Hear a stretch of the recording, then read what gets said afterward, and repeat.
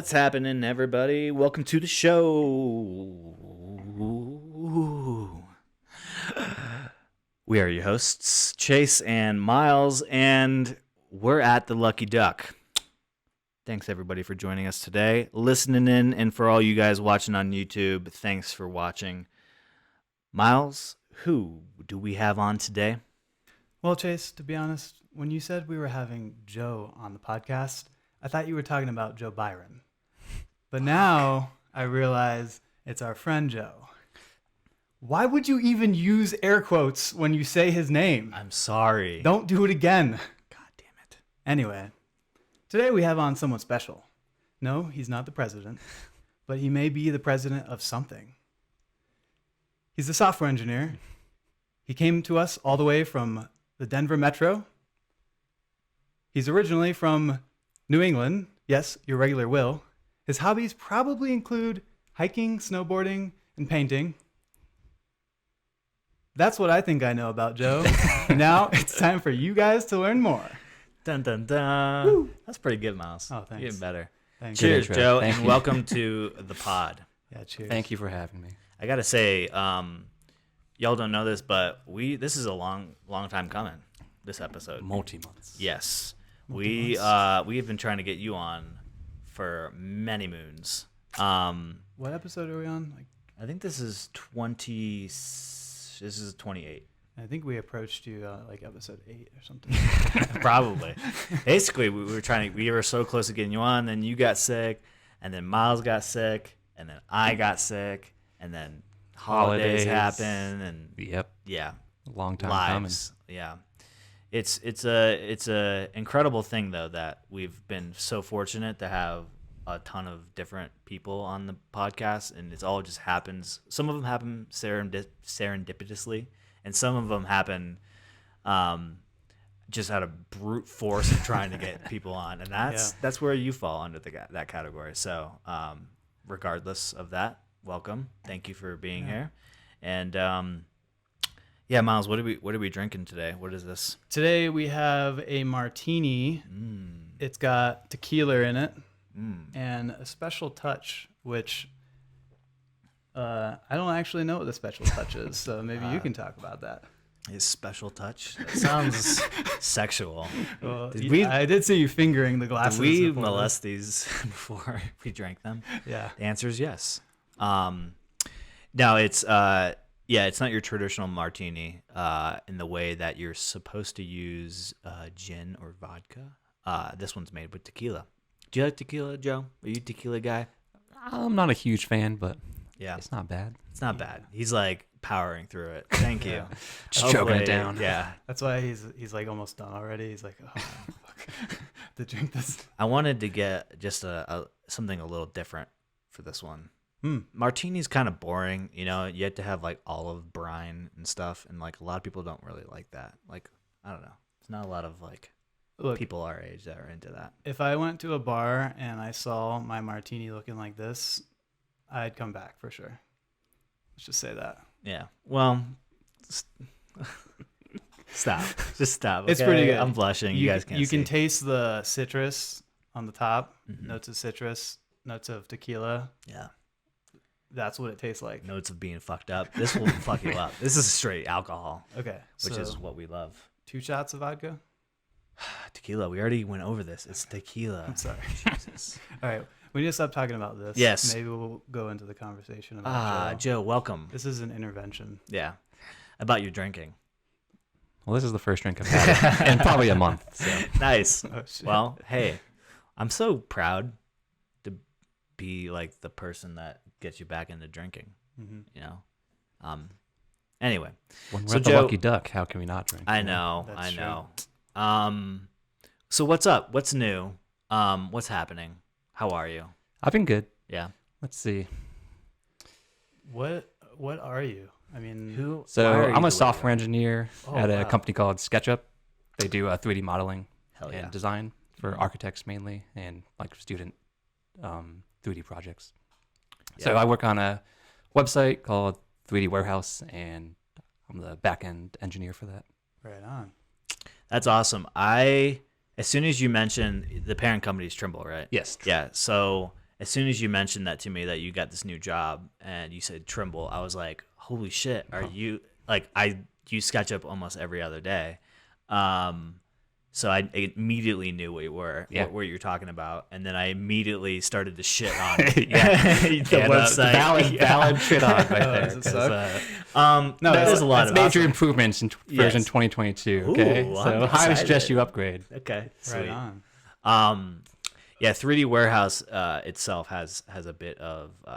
Can I ask when I go to download an asset? So for those, explain to the people what 3D Warehouse basically is. Sure. So it's an independent website, and it's also hooked into SketchUp, the 3D modeling application, and basically just hosts a lot of 3D models from actual design companies. So you can get the actual faucet that you have, the actual appliances that you have from like Sears or Kohler or Brizo, like these manufacturers that actually produce the products. You can download the 3D models of those and then drop them in as assets to your 3D environment. So That's pretty cool. the website can serve as like a quick drop, or you can download the actual file and then share it around after that. So the assets are like the models that you would get from whomever. Yep. So people can upload them. Actual manufacturers can upload them. So it's like a whole ecosystem that people make some pretty cool stuff too. And if nobody knows what SketchUp is, how would you describe that? It's a pretty. Let's see. Yeah, they have different versions of it. So they go from like educational, learning about 3D design, just learning about 3D modeling for school, to all the way up to enterprise level 3D modeling for actual architectural plans. So, Yeah, that's pretty good. That's about it. Yeah, I remember learning and using SketchUp in college, Mm-hmm. and that was back in 2010-ish. Yeah. And back then, I don't want to say they were owned yet by Microsoft or Google. Goes to Google, Yeah. right? But I know that they were based in Boulder, Colorado. That's where they started. And then I know Google purchased them, and then at some point, Trimble purchased them, right? Yeah. How long ago was that?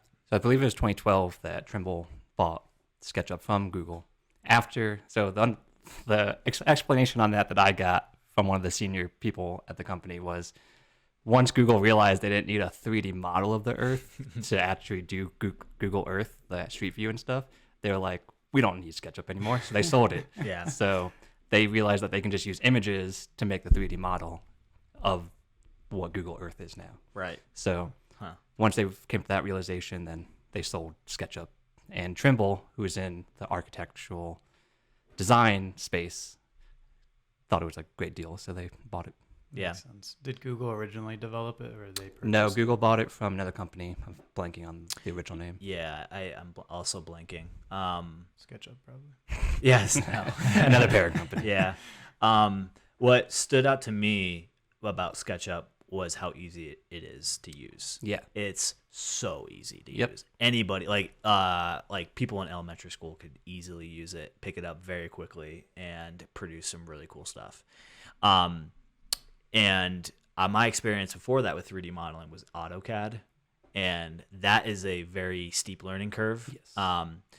And going from that to this, it was like, oh, somebody was using AutoCAD and was like, this is way too complicated. Let me just develop something that's super intuitive, push-pull type of modeling. And I think that's where that came about. And to this day, I still use it. Very, very fast, rapid prototyping is what I originally used it for. Was like, if you had an idea and you wanted to like visualize it in 3D space and wanted to do it quickly, you use SketchUp to do it.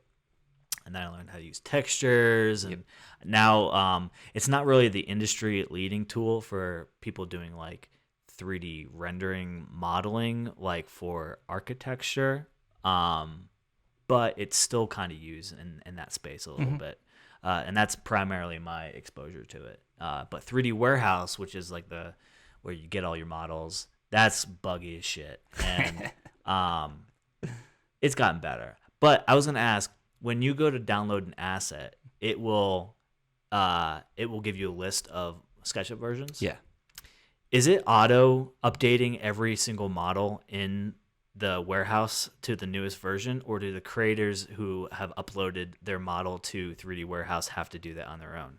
Yeah, so there's different versions of the file. Yeah. They're .skp files, and as they update the client, they compress more and more things to make it faster to load models and work with multiple models in the same thing. So I'm pretty sure they're backwards compatible, but it's just optimized for it. So whenever there's a new version, like 2022 comes out, we add that to our render bot, which renders all these. Like you give one model to upload it, and then it makes all these other versions Right. that are specific for the version of SketchUp that you're going to be using. Yeah. So they just added this new format, GFTL, which is for AR viewing. So I don't know if you saw that on there, but you can download your models now and then have them on your phone in an AR space, and then you can put them in your room, That's cool. view them, spin them, resize them. Does So- SketchUp have a like an Apple iPhone? To be determined. Oh. Yeah, So how would you use it right now? Yeah, for AR. for right now. Yeah. So you would have to download the file yourself and manually get it onto your phone. Gotcha. But we're gonna have a QR code that just links it to your phone, Gotcha. which is something I'm working on. That's cool. That's pretty. So thus far, how long have you been working there now? Just under 6 months. Yeah. So you like it? Yeah, it's a huge step up from my previous employer, Dish. Yeah. Yeah. Oh. No lie. Oof. Oof. That's cool. And you're remote? Yep, remote for now. Going back to hybrid, 2 to 3 days in the office sometime relatively soon, now that the mask mandates have settled down and things kind of seem more likely to go back in person. Will that be in Boulder? So during the pandemic, they sold that building that was originally owned by Google, and then we're now in the Trimble headquarters in Westminster, which is maybe 15 minutes, 20 minutes from Boulder. Yeah. That's cool. The mask mandate ended this week. Yep. That's crazy. Yeah. Hmm. Wild. Yeah. It's Because in Douglas County, we haven't had a Crazy. mask mandate in like I a know, year. I know. But I went to dinner on Tuesday to a steakhouse, and like nobody was wearing, like not even the employees. Mm-hmm. It was weird. It was Yeah. like, and it was so funny that this restaurant, my boss who frequents this restaurant quite often, it opened during the pandemic. So they built it Wow. pre-pandemic and then opened during the pandemic. And so since they've been open, everybody's been wearing masks, right? So my boss, who goes there like twice a week or whatever, he knows all the staff, but he doesn't know what they look like. And so we went on Tuesday, and he's like, it's so weird seeing everybody's faces. Yeah. He's like, I know everybody, but I don't know what they look like. Yeah. And so I'm wondering, like, kids at school, do they know what their classmates look like? I mean, I'm sure they do to some capacity, because like you go outside and you don't have to wear. But I'm wondering if there's another like scenario where like you just don't know what the people who you're interacting with look like. Yeah. Totally. Sarah, my wife, she started her job in 2020, right? And that's when everyone, and actually they still wear masks at work, and because they're in a healthcare setting. And one day they had a employee lunch catering thing that they did, so they were outside, and it was the first time she had seen anyone's face in like an entire year. She's like, "That's what you look like." So That's really crazy. wild. Yeah. Yeah. I gotta imagine a lot of workplaces who have been in the office and you started your job, and yeah, that's it's you think this is it? You think this is the downward into the new normal? What do they call it? Endemic. Endemic? Endemic. Yeah. Like, Yeah. well, like it's just going to be something that we live with now going forward. Yeah. Like we're not going to get rid of it. We're all going to have it. Yeah. Do you We're all think going to be exposed, and it's not going to be as big of a deal, I feel. we'll go back to masks at some point? I don't think we're going to go back to zero masks. Yeah. I feel like there's always going to be, Like in the airplane. because people are just gross, you know? Like bus or something. I went to Disney for New Year's, and like people weren't wearing masks. They're just Yeah. gross, like touching every, like Yeah. after being that cautious for that long, like I don't know if I can go back to being like Touch a handrail. so oblivious to like everything that's going on. Like Yeah. people just hacking up a lung on a handrail. Yeah. Like, it's probably for sure. there's probably good things that in that way, and probably some bad things. Maybe a few hypochondriacs were spawned out of this thing. Definitely. Yeah. Somebody on TikTok was calling out the Super Bowl. I don't know if you guys saw this. It was like they were talking about how there's a mask mandate still in LA. It ended on Tuesday or Monday or Tuesday. Sure. After the Super Bowl, and they were showing like how nobody was wearing a mask there, but yet like on Monday, all the kids have to still wear masks at the school, and they're like, "What the fuck is going on, people?" But it's kind of crazy how things like that weren't called out before. I guess they were, right? There's a lot of people. It is super weird. Like I went to Florida a couple weeks back, and at least all the places I went in, the staff weren't wearing masks, which is weird because here, even without the mandate, usually in the restaurants, people were still like wearing masks.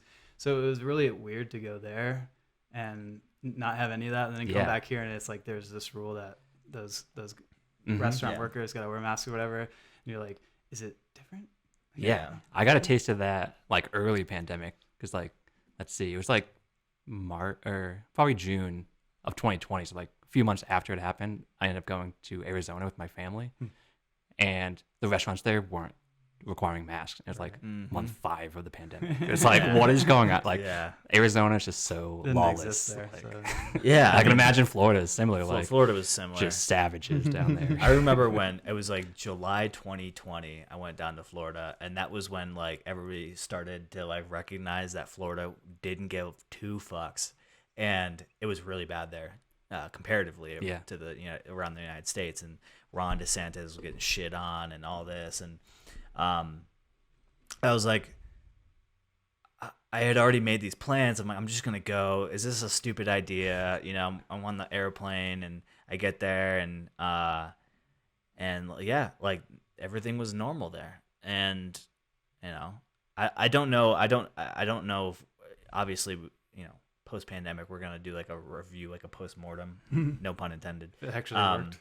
If like what worked, what didn't work, I don't think it's gonna be a breaking news that cloth masks probably didn't work, right? Social distancing probably didn't work. Maybe they did. I don't know. Like, I think there's a lot of people saying that now, even like CNN, like they don't really work. I don't know. Yeah, it just depends on like the situation you're trying. Yeah. Like, doesn't work, and what do you mean by that? Because like, Right. Like especially outside. Yeah. Yeah. Like if I'm passing a group of people and I'm staying 6 feet away, like the likelihood of me getting it might be 1% versus 10%. So maybe there's a difference there. Yeah. But like if I'm on an airplane, regardless of how much spit something's blocking, if I'm on there for a certain amount of time, maybe it's just enough time where the people around me would get sick. Yeah. No matter what.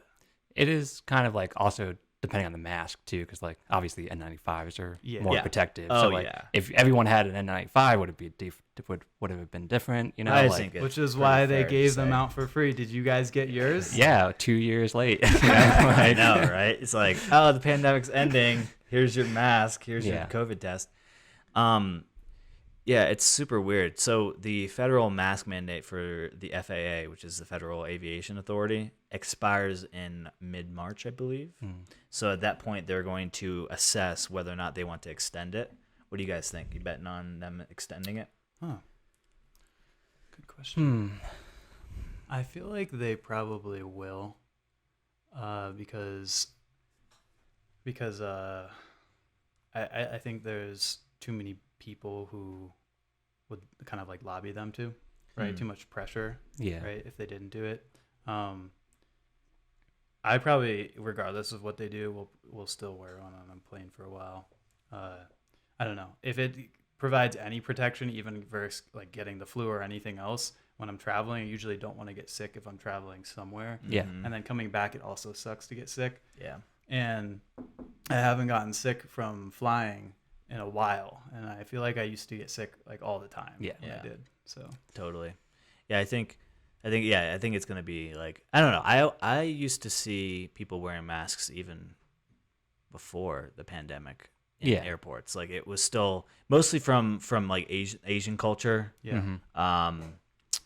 because that's kind of part of their culture is wearing a mask when you're sick. So I guess probably still a good idea to wear one. I don't know, Yeah. depending on the mask. Yeah. I feel like it's all just legalese. How Yeah, likely are they to get sued in any event? And For sure. that's true. pretty much going to be the main driving factor for if it's Yeah. going to get extended. Because you have the employees too, right? Yep. So it's like if they get rid of it and then an employee happens to die from COVID, can they get sued? Yeah. Right. Because right now, True. I don't know about all of the laws and stuff, but as long as they're obeying all of the mandates and stuff, then they're not liable for those types of results. But right. if that goes away, then will the legal mean- standing for those also go away? All they need is when you buy your airline ticket, they just need a little checkbox. I understand the risks inherently taken by flying with United Airlines, or whatever, and I hereby, forfeit all liability. That's all they need. Yeah. I think they do that already. Probably. I think they said there's a risk of pretty much anywhere you go where there's crowded people. Mhm. It says something like there's a risk of getting the COVID-19 disease. Mm-hmm. Are you okay with it?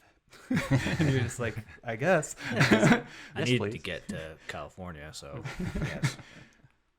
Yeah, it'll be weird. Also, if you're traveling internationally, it probably will depend on, once you get into international waters, right? Over international waters, you take your mask off, and then you're flying into the EU, and you're like,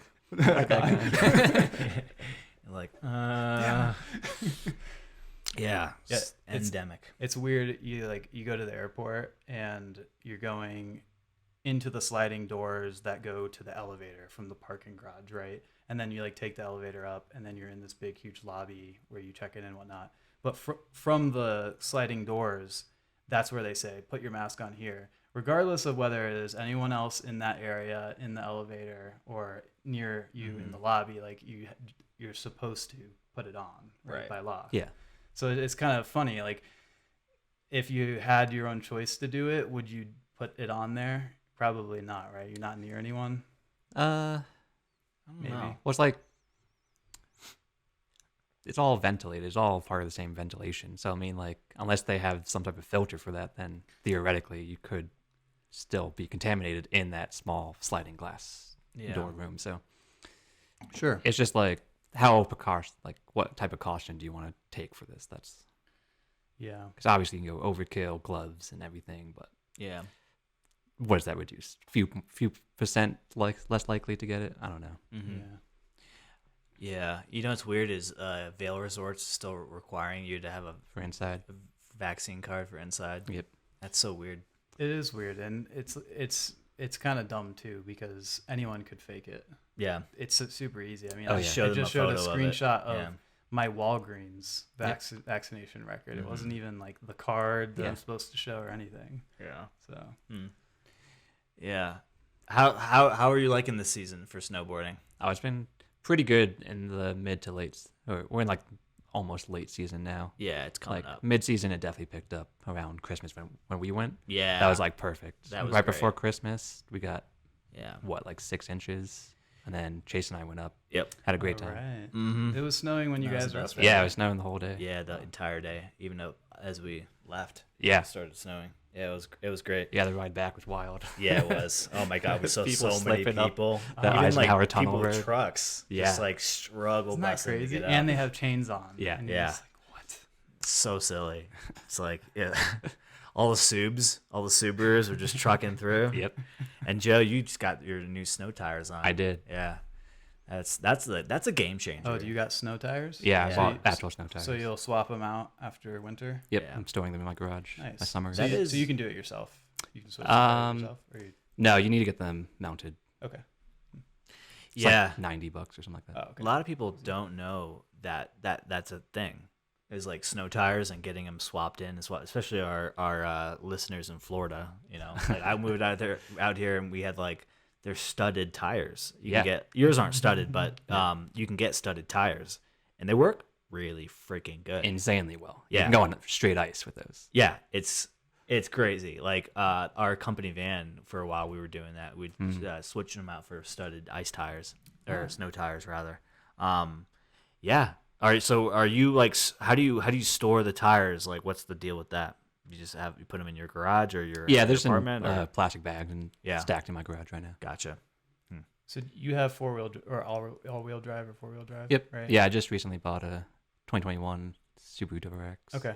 And then you put the snow tires on there, and do you actually notice a difference? Have you been Oh, in a yeah. situation where you notice It's it? crazy. Yeah. I've never driven a car with this much grip on it before. Huh. So Yeah. you never slipping anymore, or not It slips and then it just immediately catches. Like as soon as the car realizes it's slipping, it like 'Cause it locks transfers. in, right? Yeah, because I Yeah. have the STI, so there's like a central diff that can split the power even more between the front and back. really? So like as soon as it realizes that it's slipping, So you're gonna be It's out just like- on the Georgetown Lake riding around on there, right? I probably could go on there. You Yeah, should do it. I want to. It looks Yeah. fun. My brother-in-law Justin, he really wants to as well. He's big into cars. Yeah. When we were coming back, we saw a bunch of people Hell yeah. doing that, and they were drifting. Although it's like, are those tires good? Are you gonna be able to drift with those on the ice? I'll straight up drift because I don't have any. If you need the studded tires to have Slide any tires. traction on the Yeah, ice, that's a so good point. I'll just be sliding all over the place Yeah. on the straight That's ice. a lot of fun though. They have Yeah. like a little course setup and everything. Yeah, they have cones. Yeah. Little race drifting. Yeah, pretty fun. Colorado stuff. Yeah. My Target has a sign that says no studded tires on the deck because they have an upper and lower parking deck. Oh yeah. Oh, really? Yeah, which is so funny. Oh shit. Oh yeah, the one way to. Yeah. I think it's like it's Yep. funny that that's a thing that people have to think Yeah, it'll about. just ruin the top layer Right. concrete. Oh yeah. I didn't even Just think like, about shit, that. 'Cause, like the asphalt can handle it, but yeah, certain wow. concrete can't. I recently had to get new tires on my Tesla, and I've only owned it for like a year and a half. What did you do?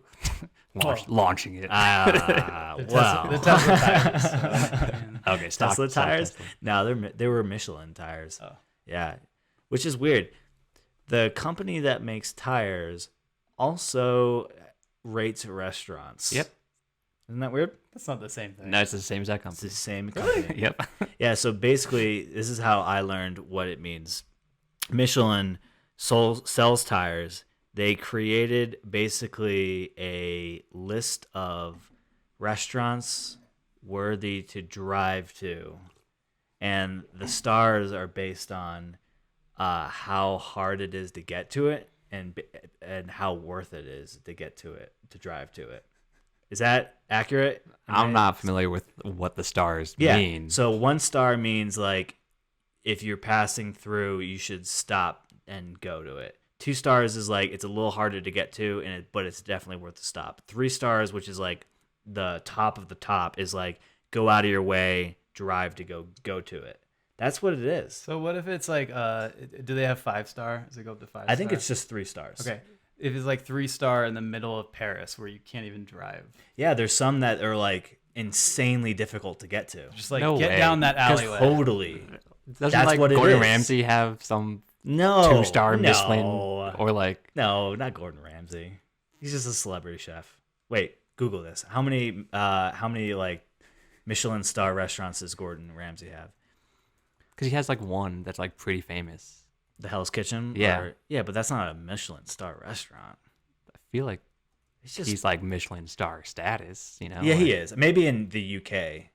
Maybe in the UK he does. But it's like, that's oh, where you he gotta go started. to this like old town, off the beaten path to get 3 stars. Like, what is that? On top of a mountain. I've You also can't- heard like it's kind of it's become somewhat bullshit now because it's so like political, or you have to like lobby for it and He has 7 stars total. across his restaurants. Yeah. Yeah. So Okay. it's not like necessarily 7 restaurants. All right, sorry, Gordon. He's been awarded 16, which probably means that he sold the restaurants or something at Yeah. some point. Gotcha. So he currently owns 7 stars. So like a he big just deal, made but- a restaurant on top of a mountain, 4-wheel drive required to get to 3-star. Yeah, right? Like I don't know. Serves pretty good burgers. Yeah, that's crazy, Michelin. Anyway, so yeah, I after a year and a half, under a year and a half, I had to get new tires That's because that crazy. thing just fucking rips through. How many miles you put on it so far? 15. Wow. Under 15, yeah. It should last at least 30. I know. tires. That's what I thought too. They tell you that you're saving on gas, but they don't tell you how much. Oh yeah, when How you're much watching it, I mean, fun every you time. have? You mean?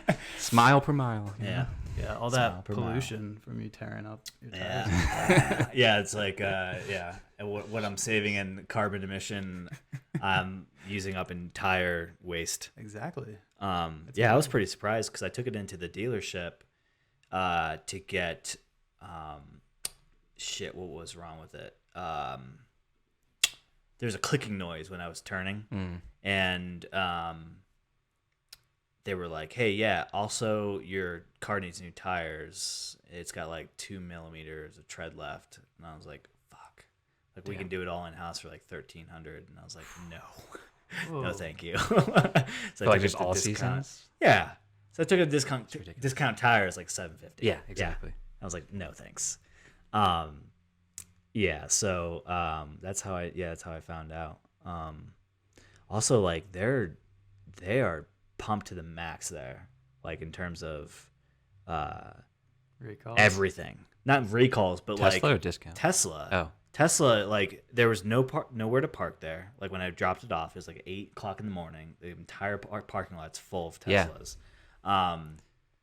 They're just pumping out too many, I think. And I'm pretty sure there was like a 250,000 car recall last year. yeah, there was, but it was for the frunk latch. Oh, gotcha. And like, is that like they say recall, and it sounds like a big deal. Like everybody stop driving. Oh, there's going to be a immediately. constant flow of people to Yeah. those dealers to fix it. Well, yeah, there's that, but like I don't know. Like my wife has a Ford Fusion. It has like 4 recalls on it. Nobody ever talks about that shit. You get them. Right? You get them done. Yeah, when you send it when it goes into the dealership, Yeah. they just automatically go through and see. But when I turned mine in, they were like, no, it doesn't have any recalls on it. But I had an email from Tesla saying like your car has a recall on it, blah blah blah. But I guess it was the wrong Batch or something, because they have record of that. I had gotten a letter from Jeep, and what it said was, listen, we're not saying this is a recall, but we want to make everyone happy, like good customer satisfaction. And your Jeep probably, when you're going over 60 miles per hour and it's cold out, you're going to have a hard time steering. So we're going to fix it on a goodwill. Oh, okay. And I was like, what are you talking about? So Yeah. Tesla has a frunk issue Yeah. where you can probably, like, it makes a noise probably when you're opening it. And then my it's Jeep, not like, secure. is going to Yeah, crash it was a if you latch. go And faster than 60. Typically, these recalls need to be over a certain threshold that they can get sued, and it wouldn't be Yeah, worth them yeah. doing it anymore. Right. Totally. It's just a risk price Yeah. Yeah. calculation. So I think they were fucking with me. How funny would that be if Jeep actually sent you an email and it started with "listen"? Listen, guy.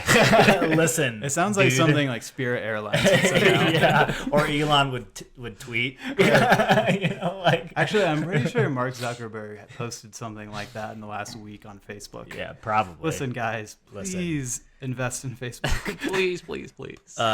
So I heard that they're now calling. He made a memo where it was like, everybody who works for Facebook or Meta now is called a Meta member, or was Yeah. Is that what it is? Either Meta Meta member? member or like Yeah. Metamite, something stupid. How like cultish is that? It's like you must use the lingo, Meta members. That's so weird. Yeah, He's weird. that. Yep. yeah, he's a weirdo. We've always. Speaking of the metaverse, have you bought your real estate yet? Right next to Snoop Dogg, right? No. Yep. Oh, cool. Me too. Yeah. Can we all just make a bro pact right now to buy some hella real estate? I was thinking we could get Go like a lake three-way? house, right? Yeah. Some Lake house. serious money for that. I know, but I don't got if we that all meta chip money, in. dude. If we all chip in for the same lake house, I have a lot of This is my Dogecoin. virtual world. I mean, the thing is, like, we could make it so that we can't see each other when we're there. That's true. No. I don't know about. I mean, there's so many different metaverses. Can we Which one talk do you about buy the, in? the real issue that we must address and face right now is sexual assault in the metaverse? How That's- real of a thing do you think that's going to be? That's totally going to be a thing. It's going to be a thing, 100%. but I don't think it's a valid. Yeah. I mean, the amount of shit talk you heard in Xbox Live, parties, yeah. like you're good. Like nothing's gonna phase you after Yeah, that. everybody's But moms were called out. Yeah. in Xbox Live. It got pretty bad sometimes. It was, yeah. Yeah. Yeah, like how accountable are we gonna hold each other in the metaverse, right? So if you're in the Facebook or the metaverse, then you probably will be held accountable. yeah, there's gonna be like community guidelines, right? Yeah. Just Yeah. like there is when you're interacting with people on Facebook. Yep, same thing. Yeah. And they censor everything. So, but if you're on like Joe's metaverse, then you can do whatever you want. Yeah, mine's open. Dark web metaverse. Ooh, open source. Sick. Is OnlyFans gonna have their own metaverse where you go in and it's just a bunch of tits, dicks, and That would be interesting. I think that one day we'll have like one metaverse that they all connect to. yeah. Right. Well, it's like one internet. You know? Yeah, so you'll yeah, exactly. You'll have these common protocols that the metaverses can implement, and then you can travel between them. So you'll have like the OnlyFans or Playboy metaverse where you can go into that area if you're over 18. Who knows if you're over 18? I don't know. Runs on the blockchain, so you can't censor it, right? That's the thing is like that the whole like web 3.0 or whatever Yeah. they're calling it, and somebody on TikTok described it actually really well because I've been trying to grasp my head around it with my concerns, and the way they put it was these aren't new technologies. No. These are just new ideas with existing technologies. Well, I guess like the blockchain integration is the new technology. That is. But everything else has existed. Like, Yeah. Like the metaverse is really just like a new idea to use and get people to use virtual reality headsets. Yeah, I think so. Yeah. That's the only way you can interact with the metaverse. For now, right now, yes. But eventually there'll be like AR glasses. Well, yeah, I guess so. Well, So it's not going to be like. it doesn't even have to be VR, and you can just do it Yeah. on your computer, like Second Life. Yeah, it's Yeah. going to be Second Life 2.0. You know. Yeah, right. In fact, I think Second Life literally said that they're Yeah. implementing a metaverse. That is a metaverse right, Right. now. Yeah, it So- is. It's just like it's like a low latency metaverse. Web 2.0. Yeah, exactly. It's like how, I mean, I guess we can, I guess we could assume that like with Neuralink and stuff like that, you wouldn't need even AR glasses, right? So like the interface between the metaverse becomes more tangible or more real to you because you're not having to like wear anything, you know, and you can access it like just instantly probably. I think that's probably that's the real, like when I think of like when people hype up the metaverse, I'm like, dude, I was on PlayStation, what was it, PlayStation Worlds or whatever it was? Yeah. Like back in the day. Don't fuck with me. I know, like, this I has know been what goes around down. for a while. like Mark Zuckerberg was just trying to save his company because he knew in a couple of months that their entire company was going to face crazy decline because of how the changes Apple's implemented in their ecosystem. Yeah, I mean, it kind of makes sense. Like everyone has an online identity now, especially now because of the pandemic. Even a lot of older people who didn't have one before, kids who are going to school, who didn't have one, do. Like every kid has a phone, a laptop. Most kids have laptops, at least in the U.S. And so it kind of makes sense that now we're moving towards something like that more than we did before.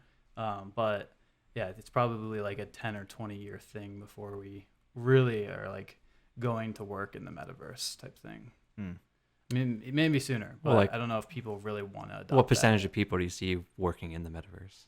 Well, I think it depends how things continue to go with work from home. If companies continue to embrace it, then it's probably not that big of a deal. But I'll tell you that for me at least, I wish that I had a place to go maybe once a week or once every couple of weeks or something to work with my team. I've worked from home for 5 years now, and I like it's different. So when our team estimates projects, we take into account that we're across the globe. Like not being in the same time zone, for instance, is one big thing, which the metaverse may not actually help, but being able to be in the same room with someone and talk to them and have a whiteboard or like a computer there or whatever and show them things versus just talking over the intercom it can be valuable. Well, how do you like compare that to like the Google Meet features or Zoom features that have like whiteboards built in, breakout rooms, Yeah. and everything else that pretty much you would need without VR. Yeah, kind of. I mean, I guess it holds you more accountable, maybe. So like I am usually in meetings where half the team or 3/4 of the team are pretty quiet most of the time because I'm not sitting here across from you talking. Like they're probably doing other work or on their phone or something else, right? And so I think it eliminates a little bit of that. Like everyone's probably guilty of doing that every once in a while. Like I can't tell you how many times I've been on a meeting and also been working on something. Yeah, I do that all I'm the time. not paying attention, even though sometimes I should. So I don't know. I think it can be helpful, but and especially if companies decide that they don't want the work from home thing, but they do want people to be in the office. I think that's a good alternative to not having to take your talent pool from the town that you're in, because there's a lot of good companies that exist in small towns or cities that don't have a lot of tech talent, for instance. And if you can hire across the entire U.S. or at least in your time zone, it's pretty valuable. Yeah. Yeah, I don't see everybody wearing a tech wearable and like doing the whole virtual meeting that way. And maybe that's because like whenever I wear a VR headset, I get super nauseous very quickly. Yeah. So if we are going to expect everybody to do that, they have to bridge that problem. Yep. That Yeah. is just real concern. Yeah. Yeah, but what if it's AR though? I mean, I don't think there's. I mean, it may be a little less nauseous, but you're still gonna run with that issue. You're seeing things that aren't there. That's the problem, right? You're seeing things that aren't there, and your body thinks they are. no, the I don't problem think is that's the more is problem. that you're moving, but your body's not moving. Yeah. The Right, yeah. disconnection Yeah. between what you're seeing and what Right. you're Yeah. feeling. That's it. Yeah. So with AR, you can move around a room, Mhm. and you don't actually know if that picture on the wall over there is actually there, Yeah. yeah. right? Maybe it's your contacts that are making Yeah, it I look guess like I'd it's be there. more convinced if it was like if Apple came out with like their Apple Glass and it was like no different from what you guys are wearing right now and layered over real actual like holographic, then I could probably buy into it. But otherwise, like I think we all look fucking ridiculous wearing a VR. Like I seen like TikToks of some guy having a date with a VR, and he's like in those his are house, like, and you're like, you're a fucking loser. like you look like a fucking idiot. And I just don't like Ready Player One. I think is kind of like our Back to the Future, or like the Back to the Future of its time, right? Sure. Like using current understanding of technology and like how that would like look like, in the future. And it's like you're not gonna be wearing this clunky looking fucking thing. Like it's gonna get it's gotta be a lot better, where it's like it's seamless or integrates with us like biologically, right? for sure. Did you watch the Facebook Metaverse trailer, intro, Yeah. explanation video? Yeah, I did. Yeah. The one that was like a couple of months back. Yeah. Yeah. It was like almost an hour or so. I didn't watch all of it though. Yeah. Yeah. Most of it was kind of ridiculous. There's only one point that I would say is like a valid point, that like monitors, actual physical monitors, are going to get replaced with just virtual screens. Because there's no difference between you just staring at the same depth all day compared to you just looking at a visual, or like not just a software projection of that, Totally. Yeah, So I like could definitely see just that. virtual monitors and workspaces, and then you just have a keyboard on your desk, and you don't need actual monitor. That's the only thing that I saw from that video. Yeah. That would actually be like mainstream, like AR usable. Don't you think there's something, like something? What's the opposite of romantic? I'm trying to think of the word, but it's not romantic. Like thinking about like virtual monitors and virtual, like I could wear a glass and live in a box essentially, and everything's projected on it, and I have, a big theater room now. Like my entire wall is now, a big TV or whatever. This is exactly what I've been telling you. You need to get in on the ground floor, guys. You need to build a business where we develop virtual furniture. Yeah. We create virtual brands now so that people know them in the future. Like, do you want the brand of TV that we created, right? Because people like brands. Like, yeah, sure, someone else could create a model of a TV or whatever they want, or a model of a house or a couch or sunglasses or whatever, but you have the brand, the established brand that's there. It just seems so empty, like cold and sad. Yeah, the future is cold and sad. I mean, do you think current online video games you get that feeling from? No, it's because just, like, basically it allows you to role play. I think there's a bit of like, but I can always like come out of that and be grounded in reality, you know. And I feel like if we're gonna just be living in white wall boxes, like It's definitely not going to be blank. Like, it's yeah, the but, first people to actually make any money off the metaverse are going to be digital designers. Well, yeah, that.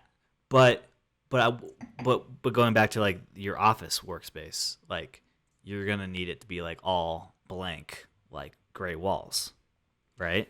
I can be at my physical desk just with no monitors and just a keyboard in front of me, Yeah. and that's So what I can see actually happening. your office can integrate with the AR. Yeah, But why would you spend money on physical things when you can just 'Cause put you up need a a keyboard fake to type art, on, yeah. fake artwork on the wall, Yeah, that's fine. fake books on a shelf? Like it's no difference to you, right? You True. see them the same way you would if you took your AR glasses. Yeah, but off. again, why do you care if like the picture on the wall is real or not? If that's so- a really that's the moral dilemma I'm trying to. It's not really a moral dilemma, but it's a dilemma nonetheless. Like, maybe because I'm trying to grasp like why physical things matter over digital things, Because right? You're thinking about like your reality because some people see reality differently. Like I may see that picture kind of like in a different way that you do. yeah. And so just think like if I gave you a house and I had designed it and decorated it the way that you liked it and you just came into the house, you're like, I'll buy this because I like the way it looks. Yeah. And you didn't realize that everything in there was all fake and it's just being projected by your contacts or something. Yeah, I think it's a question I still have hard time answering, but it's one that a lot of people have thought of. Like for instance, that Walking Phoenix film, Her. Yep. The dilemma in that movie is it's a fake person, but the love that he feels for that fake person is real. Have you heard the saying "perception is reality"? Perception is right. Exactly what it is. I mean, you just perceive what you want, and that's your reality that you live in. But then it becomes but then it can be taken away so easily, right? I think that's the problem is like the metaverse servers go down. the metaverse servers go down and then all of a sudden Everyone you're kills himself. yeah, it's like or like everybody's afraid of like a UV electromagnetic wave coming and blowing out all the servers. Yeah. Now suddenly you're in a white box with nothing on your walls, and your girlfriend who you've been dating, who is a AI, is now non-existent. Now you have nothing.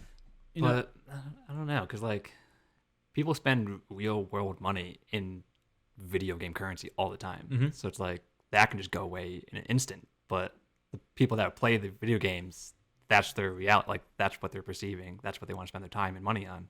So it's like, I don't see it any different than you spending a lot of money in Half-Life right now to get your Half-Life character up to where you want, because that's what you want to do with your time and money.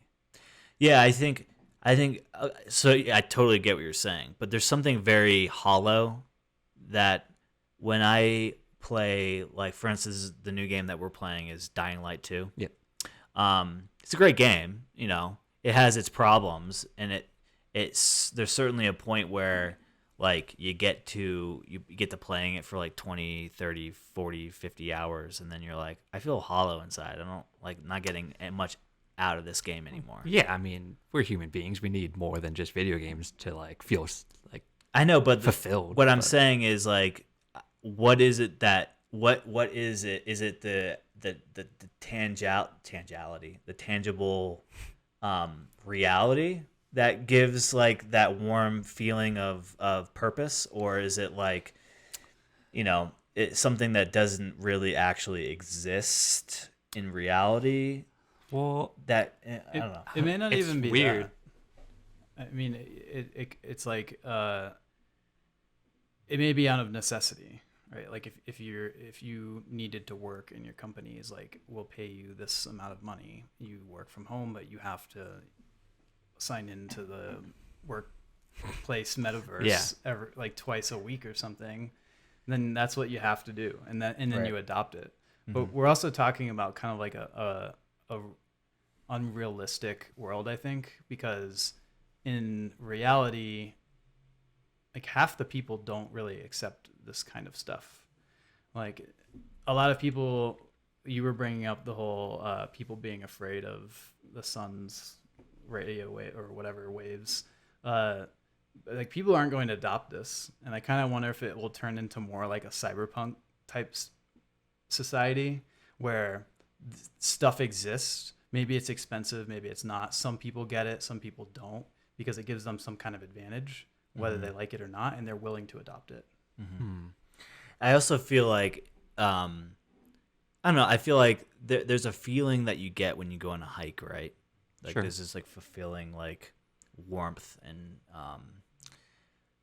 like you're interacting with like the real world. I feel like there's something very hollow about the digital world that you will never be able to get the same feeling out of. Is that just going on your previous experiences? Because I mean, Yeah, that's fair. theoretically, 100 years from now, the metaverse could be indistinguishable from reality. Totally. It's like the Matrix, right? Yeah. Like the dilemma of I can't remember the character's name, but he betrays his crewmates, and he's Oh, like yes. at the restaurant deliberating with negotiating with the guy, and he's like eating the steak, and he's like, "Fuck, I know this isn't real, but my brain doesn't know the difference." Yep. It's like if we ever get to that point, fuck, I don't know, because like. Because right now in a video game, you have like an orange, and you're like, "Fuck, can't taste the orange. I can't smell the orange. It has it's hollow. It has no meaning for me." As of today. And I paid $2 in microtransactions to get this orange, and my character's eating it. But like that, there's still the latency issue, right? I can't interface with it like the same way I can interface with a real orange in the real world. Yeah, you're not gonna get nutritional value from a virtual thing, but like if you had gloves that you can feel the orange in your hand, Yeah. it would make you connected. Yeah, and that's a step towards like mimicking reality, Yeah. but I still can't bite into it and taste it and smell it. Sure. Yeah, but maybe it's less for the experience and more, less for the physical you experience and more for the mental experience of like I in my game that I like role playing in can like buy a physical orange that I can feel for my character and then like digitally eat so that they aren't hungry, and it produces some kind of advantage in the game that I'm playing. Yeah, but Like- then I'm still hungry. You're still hungry. Yeah, we're not That's gonna be okay, living but- our lives 100% Yeah, in the metaverse. But this doesn't mean that it's not like But I want to be. it's not like this whole thing fulfills all your wants and desires. Like it fulfills like a set of desires or necessities. Yeah, I guess so. Yeah, I could just see a lot of people depressed in the future. more so than now. Yeah. And also, I have this idea: you put a tube in the glove, right, guys? And then like you're eating the orange, and it squirts orange shit into your mouth, and it No, tastes like an orange. it won't be that. It'll be all have an implant, and when you bite into that, It tickles that, your brain. that gray thing, styrofoam. it releases it sends a signal to your brain to make you think that you're eating a citrus fruit, and you get the smell and all the sensations because it's literally just like tapping into your Yeah. neurons that way. They're pretty close to that right now with the Neuralink stuff. Yeah. They say that. Yeah. Well, I mean, at least in terms of like Yeah. restoring like some type of sight to people, like just bypassing like Yeah. the physical bridge and going straight to like stimulated bridge. You know, Right. I saw that they're having like animal like testing ethics like Yeah. being questioned. Like, come on, guys. A few monkeys gotta die for us to get our brain implant. That's the way it's gotta be. I mean, Okay? A lot of companies do it. Maybe this so. is how Planet of the Apes starts. They give the monkey They give like 12 monkeys, or 11 monkeys out of 12 monkeys the implant. They all fail, and then the 12th monkey it wins, and he turns and he becomes intelligent. Dude, they're pretty smart. I don't know. I mean, just because they don't speak our language doesn't mean. I mean, they're. What are you, that Like monkey advocate? Yeah, I am. Obviously. Yeah. No, I've seen too much stuff on the internet. That's true. To not know that they're intelligent. Yeah. That's interesting. They're coming for us. Do you think monkeys would be, out of all the species, the ones that come for us? I guess, right, because they're the closest to us biologically. Like just primates in What, just like general, attacking? right? Yeah, like Humans? if there's any real threat to us, if an animal became intelligent, as or even more intelligent than we are, what would be we the have biggest nukes. threat? Like nothing's gonna touch humans. We have nukes. Nothing's gonna touch humans We're gonna anymore after nuke- that. Okay. nuke the- After like the initial monkeys. like Prediction. separation. Okay. Russia invades Ukraine. The U.S. and UK protect Ukraine. Russia starts nuking us. We nuke them back. Takes everyone out. Takes all the nukes out. Wasteland. Not many humans left. We find out that apes are immune to radiation poisoning, Whoa. and they take over. The 12th ape with the brain implant survives, takes Mm-hmm. over. Yeah. I'm just gonna become friends. With the Yeah, just like, please. I always love monkeys. Don't listen to episode 28 of At the Lucky Duck, where I said, fuck y'all. A couple of y'all have to die in order for me to get my Neuralink. yeah, maybe you should have attacked like a less intelligent animal, That's true. like a pig. Whoa. You ever listen to Limetown? It's a podcast. Nope. It's about Neuralink, basically, before Neuralink was even started Sure. at the Elon's company. Okay, so he copied. them. Yeah, he basically stole it from them. They test their device on pigs, and according to that story, I have seen something about that. Yeah. they have emotions. Yeah, they do. They do. Yeah, the whole it's great. If you guys haven't listened, or it's actually a Facebook Watch show with Jessica Biel. It's called Limetown. Basically, they develop in this like small town closed off from society. It's a science experiment. They give half of the people implants and half the people not implants, and the people with implants can read each other's minds.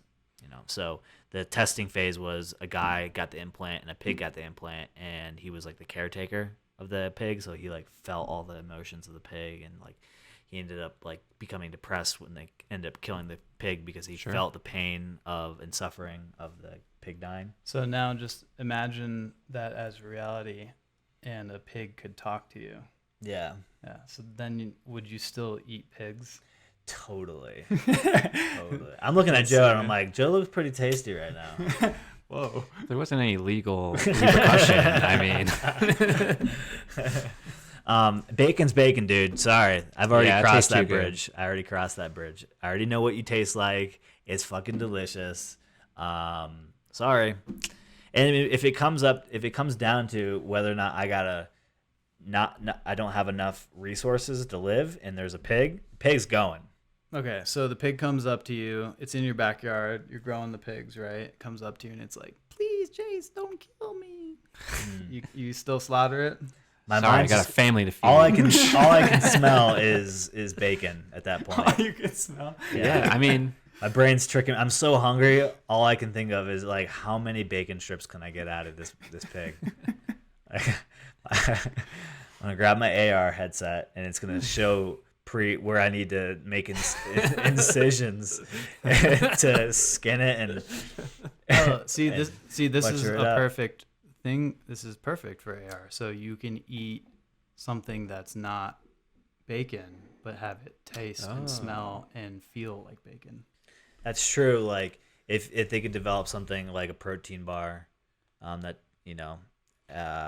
has a consistency, or maybe does it? it doesn't even need to be real. I mean, just your brain's just all electrical Yeah. signals. Just Could be styrofoam. tickle it in the right way, and But you it- taste bacon, right? But you can't trick your stomach into breaking down the nutrients.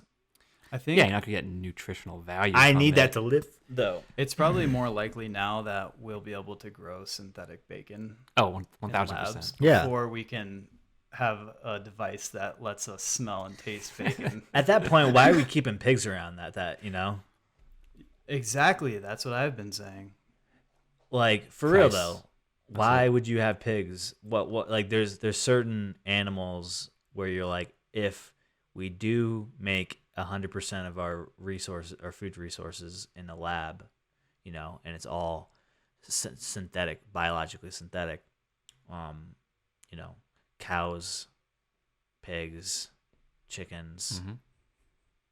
What are we keeping them around for? So are you suggesting we just let them go and live their lives, or are you saying we need to slaughter them all because they're going to take our resources? No, I think there's a certain point where like the rise of meat grown lab or lab grown meat starts to rise, and at the same point, right, we live in a capitalistic market, right? The market changes, and then they stop, they close down farms. Yep. Factory farming goes away, and then you now have at the very peak of lab grown meat, you have just a few leftover open field farms, and at that point too, are there even any open fields left because we had to build houses and we probably had to communities grow- on top of those because of overpopulation? and you had to grow the labs. Yeah. Like you still probably need that land so you can produce and store all the meat that would have been there. True. And also, remember when overpopulation was a big deal, and now we're like seeing population decline? You think that's going to continue? Or are we going to stop seeing I think it's still a big deal People- in certain regions of the world. Like just the U.S. or worldwide? the U.S.? There was like less people First time. born than Yeah. people Yep. died, Yeah, I think right? Yeah, Isn't that true? that's a statistic that I saw too. But I don't know, because like, is that just a symptom of the pandemic? People not interacting, people dying at a higher rate. 2% more people die, 2% less people get. Well, if that's the case, Have then we kids should have and stuff. seen that more people were born than died, because there's a lot more people dying. That should outweigh the statistic, right? well, it's not. It's different statistic because Yeah. the first statistic was that there were less people in the U.S. this year than there was last year. Right? Born Like alive. Just Is total. that what it was? Net gain. I saw net gain. Yeah. Net gain, right? Yeah. So which means that there were like altogether, like there may have been more people who died, more people who were born, but the net was that there were less people, Mm-hmm. It wasn't negative. It was like just less than last year. Yeah. less than last year. Mm-hmm. Oh, I thought it was negative. No. It's not like we lost people. Oh, yeah. We just grew at a slower rate yeah. Yes. So for the first time. more Right. people could have even been born, but just more people died because like more people, like Joe said, more people died last year. The net growth of the U.S. population. Has Right, not but I exceeded think last also they said less babies were born than last year. year. Which also Yeah. could make sense because there's probably a lot of people thinking that the future was kind of unclear. Mm-hmm. They didn't know what was. Well, you gonna think happen, about so like maybe they didn't there's have more as contraceptives become cheaper, they become more available. Less people want to have kids. I don't know if it's real- like a contraceptive thing. I think it's more of just like societal pressures type Yeah. thing. Like Yeah. Well, The I mean, fact I'm that saying today there's like a people can't- combination. live stress free Yeah. is a huge driving factor if they're gonna have kids or not. Like Japan has been facing this for a while, right? Yes. Yeah. True. And that's got to be because of a societal, Yeah. Just people aren't cultural having thing. 2+ kids, or Right. 3 minimum Yeah. to grow a population. Yeah, I wonder at some point are we gonna face the same thing where it's like now it starts to economic futures start to turn down, right? Because a growing economy requires more and more people to buy shit, and if Yeah. there's less people to buy shit, then there's less fucking apples sold or bought. But probably if you have less people being produced in your own country, then you allow more people to immigrate to your country. Well, also you should, there's, I think Japan, what they've done is like subsidize having children, right? We do that here too. To a certain extent, Right. but not in the same way, I don't think. Like the government would incentivize you to have a kid. Like we'll pay you to have a kid because it will in turn grow our economy. Yep. Et But cetera, you et don't cetera. like keep getting that, right? It's like one, like you don't get like 5. Right? Well, when they solve the problem, they reel back the program. No, but I mean, is it like Oh, they want you to have kids. That's Like, the whole yeah. point. but there are some people who will produce more for society than others, right? Because like the incentive, the subsidized whatever, this payment that they're giving isn't there because they're being ethical. They're not like, we just want people to feel good and have babies. They want like hardworking, intelligent people. I don't think that sounds picky. I think they just need more warm bodies at that point. So they're like, for each kid that you have, you get X amount of tax credit. They have child tax credits right now. How many people but do you it's not grow that up with much. that had more than 2 siblings? Because that's growing a population. Right.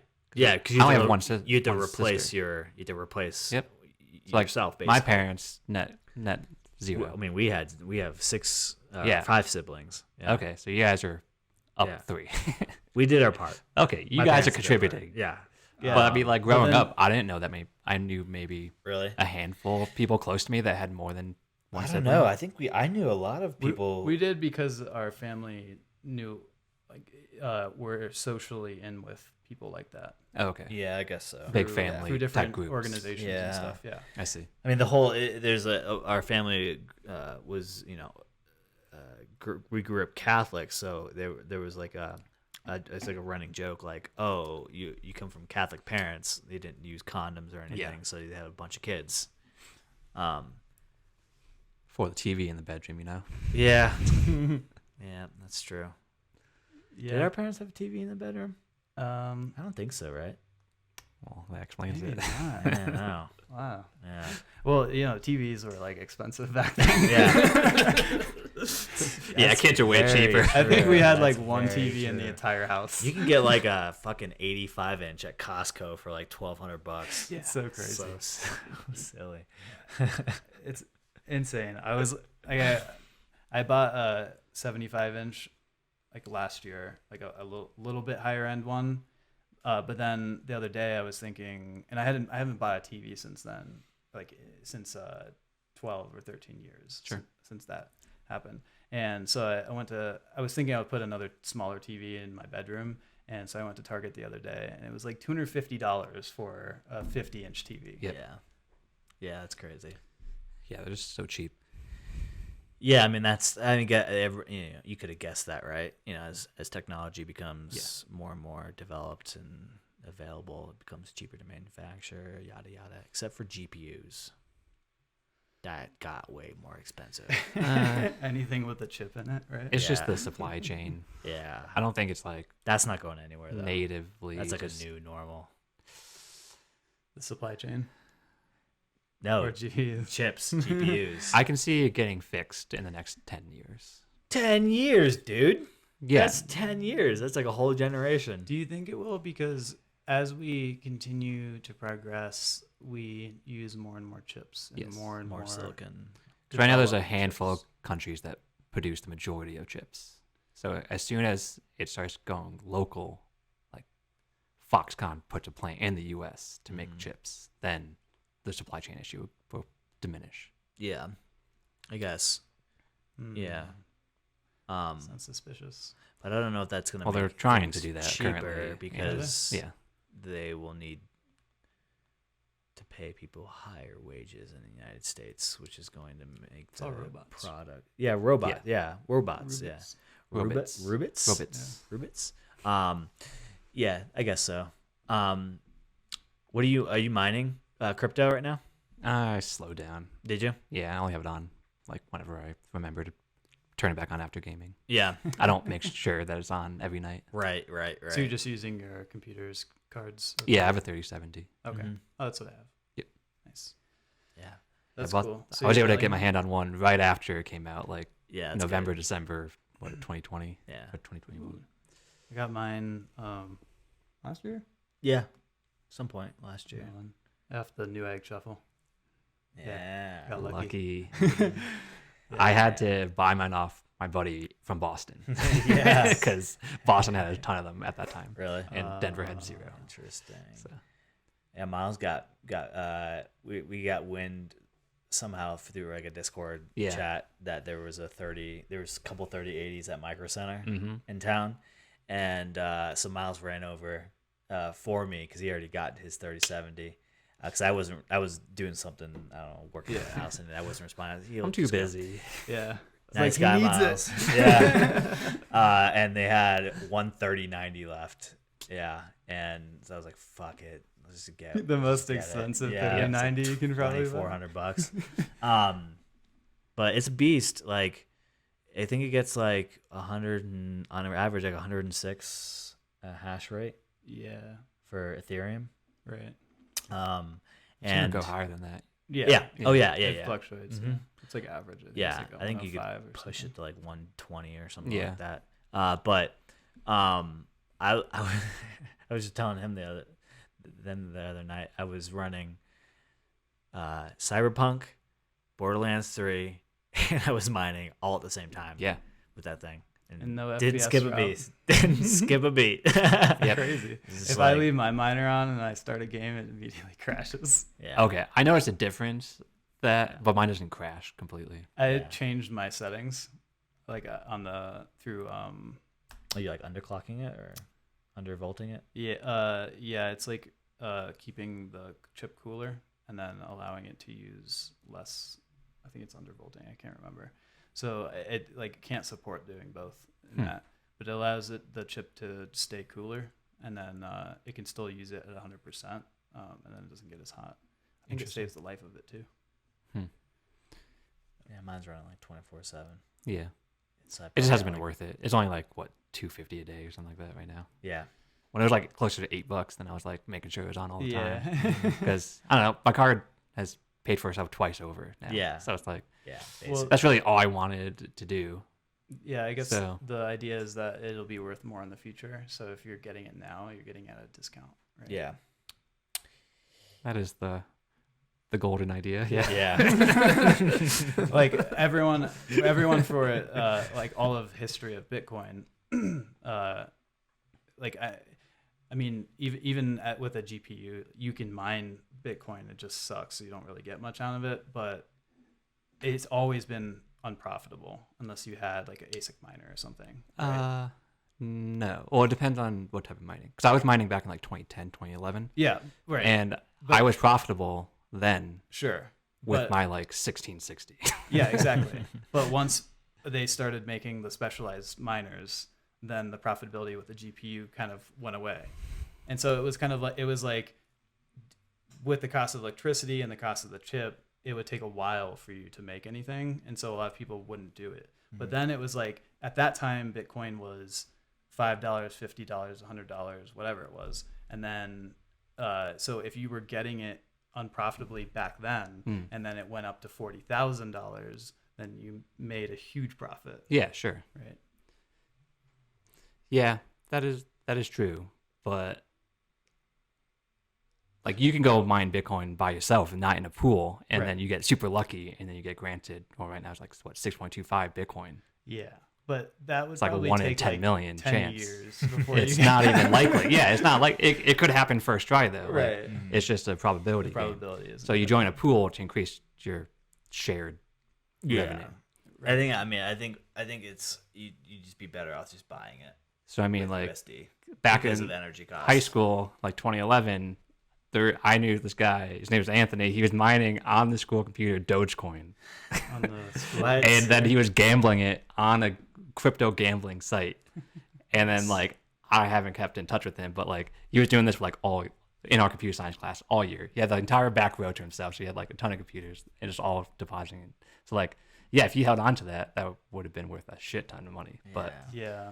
he was profitable at the time too. So it's just like depending on your approach at it, I guess. Yeah. which that's so weird. Like at the time, that was probably the It was- least likely coin to be It profitable. was solely in the future. for the meme. That's all Yeah. it was. Yep. It's crazy. So if you actually kept it, it was because you just Forgot wanted about it. Yeah, you Yeah. forgot about it. Fuck Didn't it. care. Yeah. Yeah, it's so weird.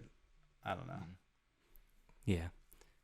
From getting into it that early, because I was just interested in it just as a technology back in high school, and then I didn't really do anything with it in college, and then it exploded now. And then reflecting back on it, nothing I can do. I mean, just learning. I mean, it was a pretty cool technology, and I was doing what I could with it at the time. But now, I don't know. It's definitely not functional, so it's only just a profitable thing. That's what I see it as right now. Blockchain? Just the current cryptos. Yeah, I guess. I think it could be functional. Depends how you use it. Yeah, but there's no standards, really. Yeah. So, like, Well, if you were to, there's- like... there's standards on Ethereum, but like that one sucks, right? I mean, you can't really do anything with it because it's too expensive. What, just the gas prices right now? Yeah, But that's going to change completely with proof of stake. maybe. What do you mean maybe? That's the whole point of it. Right, but you still have to reward stakers. Yes. Right? And stakers aren't going to like it's a lot of money that you have to stake. You put money up, and then the more stakers that there are, the less money each staker makes. Right, exactly. And so because like the price of gas is expensive because they can't output enough transactions Correct. at once. But I don't think that really changes with proof With of stake. ETH 2.0, it will, because of the whole sharded blockchain. They can handle like 64 times the amount of transactions. But per that's second. still like in the low thousands of transactions per. I've seen whatever hundreds second. of millions or hundreds of thousands Hundreds of thousands per second Huh. with ETH 2.0 sharded I blockchain. wonder. That'll be good then. Should buy more Ethereum. Yeah, I mean, if you think it's actually going to be used to do smart contracts, like if you see yourself signing a lease through the blockchain in your lifetime, then it would be worth it. I just don't see that happening because of just like these massive institutions that control all of this stuff are not going to get on board with that because it's decentralized and they have less control over the system. It's like, what company is going to opt in for less control? You know, like If it's cheaper. If the market demands. that's true, but they Right. can just have you sign a piece of paper right now. Like, If everybody's moving to the metaverse and there's a metaverse that runs completely on Ethereum blockchain, then the market changes, right? Like if we unless there's government regulation on it, which is like anti-capitalist, right? like what? Just the price per dollar, U.S. dollar? No, I'm saying like if hypothetically, right, we live in a capitalistic market, which is like the consumer creates the demand, and the demand creates product. Mm-hmm. If the consumer wants to use, all three of us created a metaverse that ran on the Ethereum blockchain, and it became massive, and millions of people used it. We've now created a market for Ethereum, and that would drive other businesses to jump on board, right? Well, what do you mean? Like we created like smart contracts? 'Cause, Yeah, people like don't anything. need Ethereum. Like they don't need to be purchasing Ethereum to handle smart contracts or for And you in to our utilize in our smart contracts. platform, the currency of the platform could be Ethereum. Yeah. Like that, like if we were all expecting everybody to be in the metaverse or be in this digital world, then you could assume that like there's digital currencies to run parallel with that, right? Yeah, I mean that's fair to assume, but then Like it's going to have relative value in the world, not to yeah, U.S. relative, dollars, not right. to U.S. dollars. Yes, and I see your point as to where like the banks will try to control the system because they want to be centralized and have control. But if the demand is to not have that, then their power becomes futile unless they like get government to intervene. Until the government makes their own crypto and makes Ethereum obsolete. I mean, I guess. Then it's going to be a consumer But- demand problem again, because But the Yeah. then I mean, the point of the government making crypto is so they have a digital currency, which they already have, right? do I mean, they? Yeah, most of our financial system runs in the digital world. But there's not anything backing. It's just an IOU. You deposit $100, they give that to Chase. They just say I owe you $100. Exactly. But it's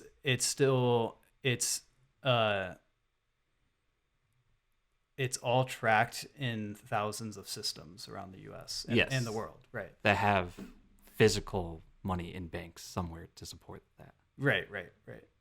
But sometimes. But think Sometimes. about Bitcoin and the way that they've almost determined, or eventually I think will determine the value of it based on the scarcity of it, right?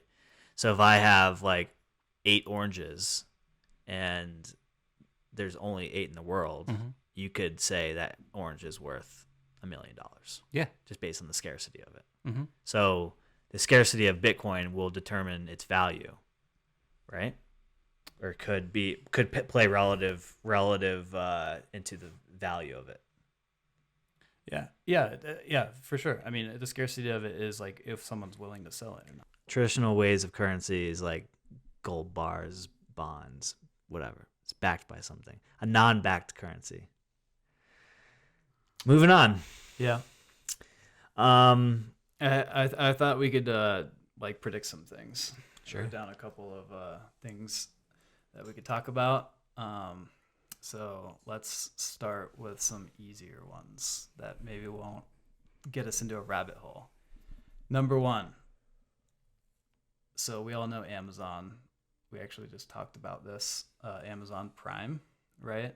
They're pretty good at delivering shit now. In most cities, you can get like day delivery, same day delivery, next day, 2-day delivery. Will Amazon Prime, or just Amazon, whatever they're going to end up calling it, become a like a consumer carrier service like UPS or FedEx or something? They already are. Right. But I mean, I can't go to Prime and be like, mail this to my friend Joe. Will they do that? Yeah. Also, like, I don't know though, because like, how profitable are FedEx and I UPS? don't think they're very profitable. And I'm pretty sure USPS loses money every year.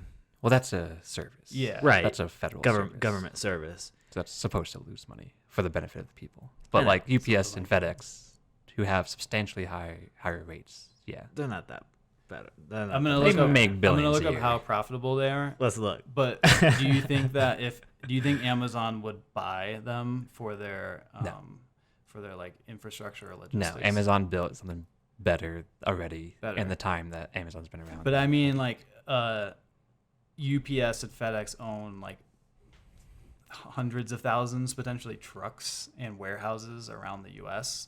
So buy them for that. In the same way that use their own logistics. they bought Whole Foods for their food service. Right. I don't see them. Do you think that UPS and FedEx are already kind of like it's too late for them where they can't change quickly enough to match the logistics of Amazon Prime, and Prime will continue building out how they've So right now, Amazon does contract FedEx and UPS and USPS to deliver their mail. right And on So track. until For something. Amazon like surpasses that threshold, then they're always going to be reliant on those companies.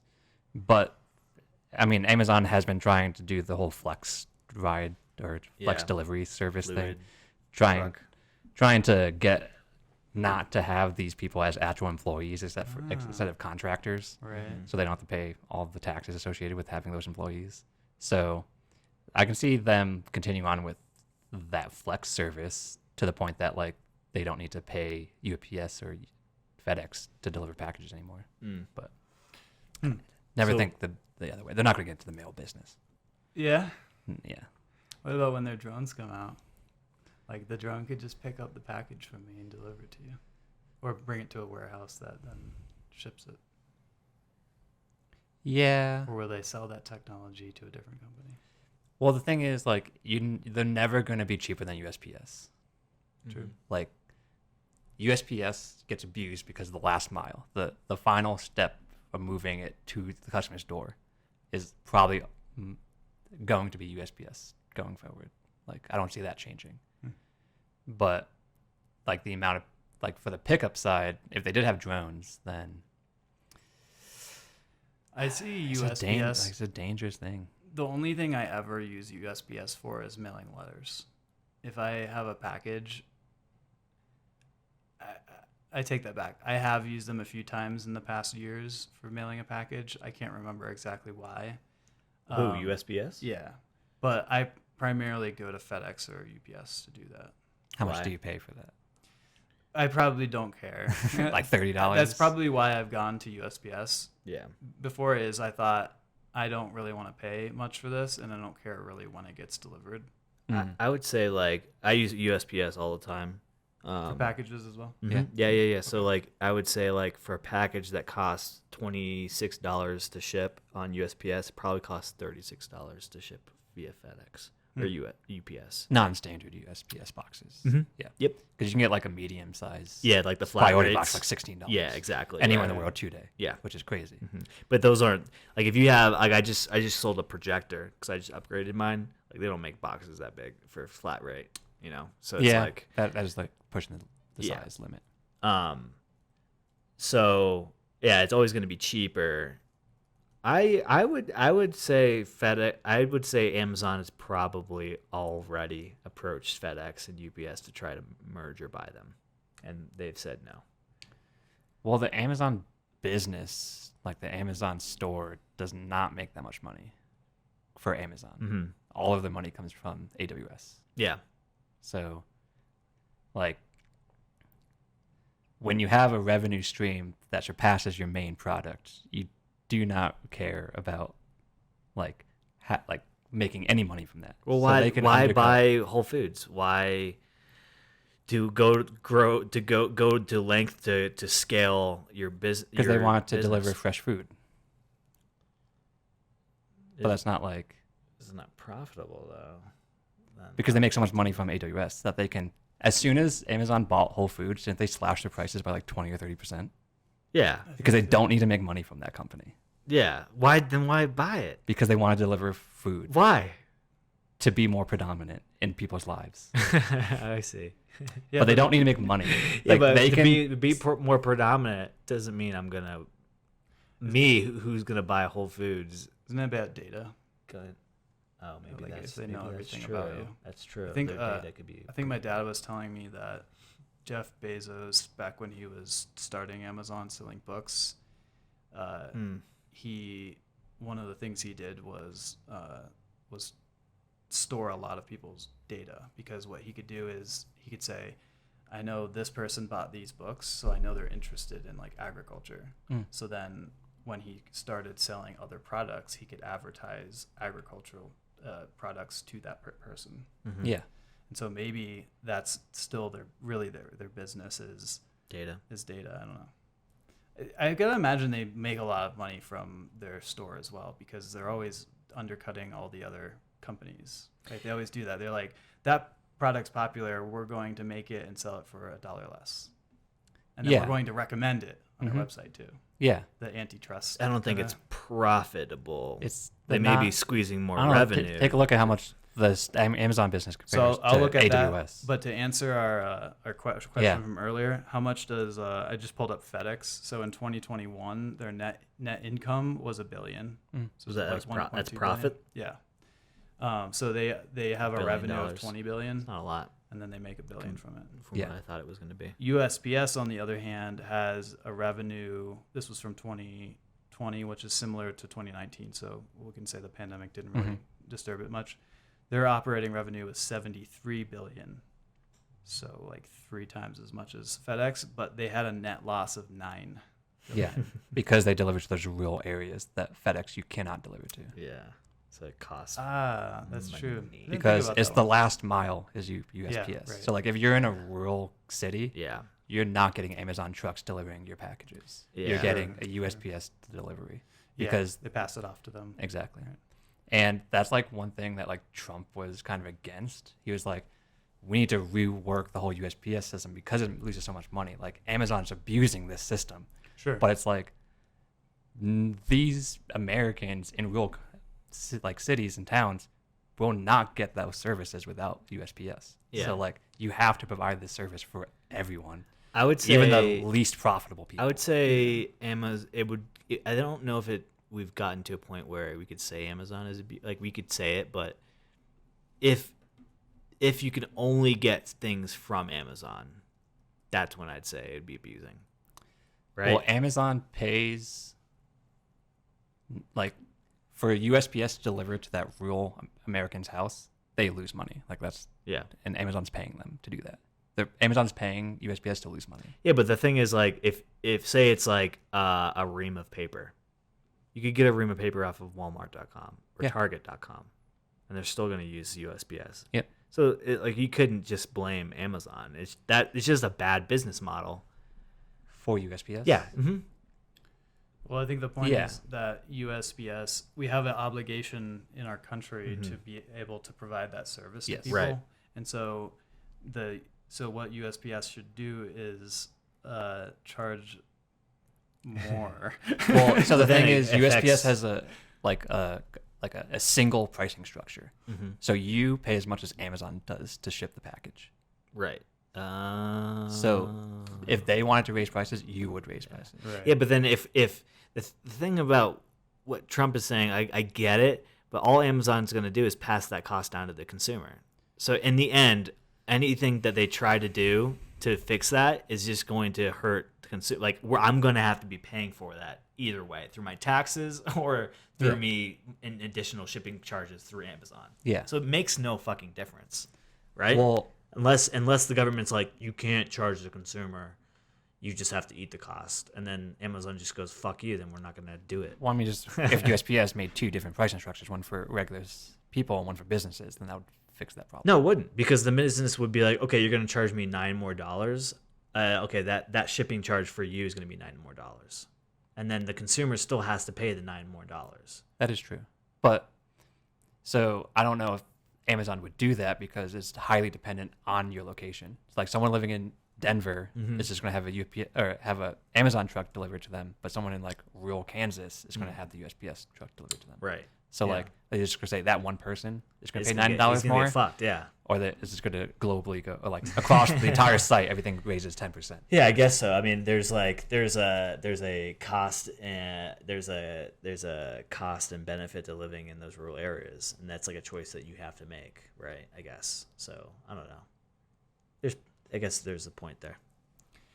Yeah, that's tricky. That's the whole like for USPS charging the same amount for anyone. I think that's probably a law, right? There's probably a regulation because I know Sarah's told me in healthcare they can't charge one customer or one patient a different amount for the same service. Correct. Yeah. Unless it's through insurance. Mm-hmm. Well, that's just like insurance. Right. Yeah.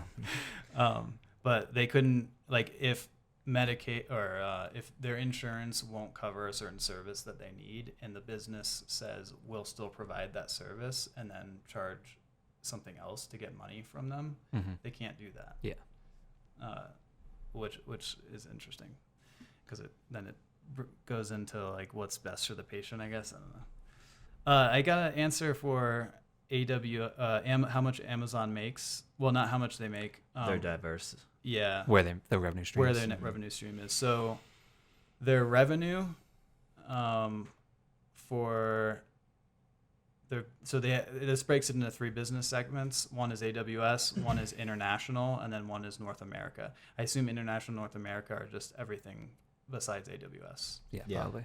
So North America revenue is 60% of the business. I think their revenue in 2021 was around 7.8 billion. No, Yeah, no, but that was in quarter two. You're looking at revenue. Yeah, you're not. I was looking just at, say that's like operating quarter. income. That was not income. Like So op yeah, profit. I can't pull up the numbers for what the revenue is, but it's 60% of it, right? So Mm-hmm. let's say they made like 100 billion. well, 60%. that's how much they pulled in. revenue. Yeah, right. but their ops profit is 41% of the business. Right. And then their international revenue is 27%, and then their AWS revenue is 13%. But like Chase just said, the revenue off of North America and international is less than 50% of their income. And AWS, which is 13% of their total revenue, is 54% of their income. So what Amazon has done is not put all their eggs in one basket, right? So they're getting 54% of their income. It comes from AWS. Yeah. If something were to happen to AWS, they can fall back on their ops profit from the store, Whole Foods, Right. blah blah blah. And they can build something else out of that, like having that data or having that infrastructure or whatever Yeah. it is. Yeah. You see, Prime just went up. Yeah. How much? 30%. Something like that.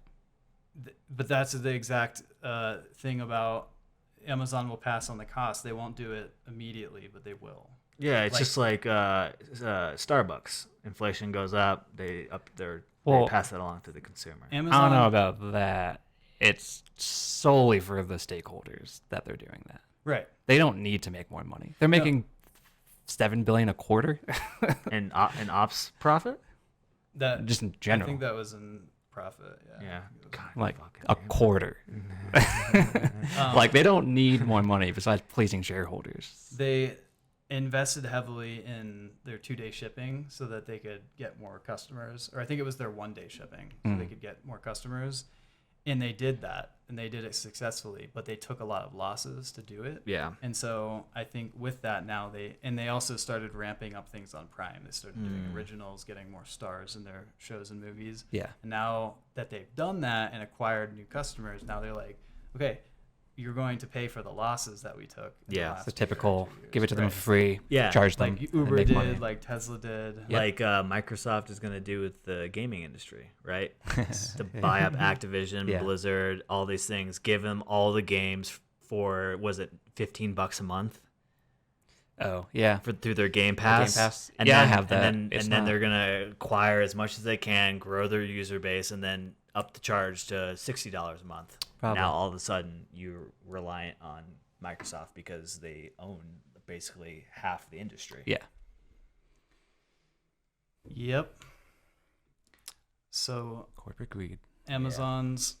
Gotta love it. Do you guys hate when you go to a website and they're like, stop blocking our ads, and then you're too lazy to click on your ad blocker and stop blocking the ads, so then you just keep refreshing so you can finish reading the rest of the page? I just open up the inspector and then remove the. You can do some paywall. some sites are smart where they Yeah. won't pass the data back until Yeah. you, Yeah. Or you just what is it? Refresh it and hit print, and then it Yeah. will pretty much print to a Refresh. PDF. Bad day. Yeah. Paste the text We document. just gave you guys all the paywall, getting through paywalls. There's so many ways to do it. Yeah. So Prime is going up on the yearly basis by $20 from $120 to $140. Wow. I remember back in the day when it was like $69. Like 69 or 79. Yeah. Yeah. That's when I first remember seeing that. I think It's like now it's double the price almost. I order a lot of stuff from Amazon. I do wonder if too, it's but even worth it anymore. I never had Prime. No?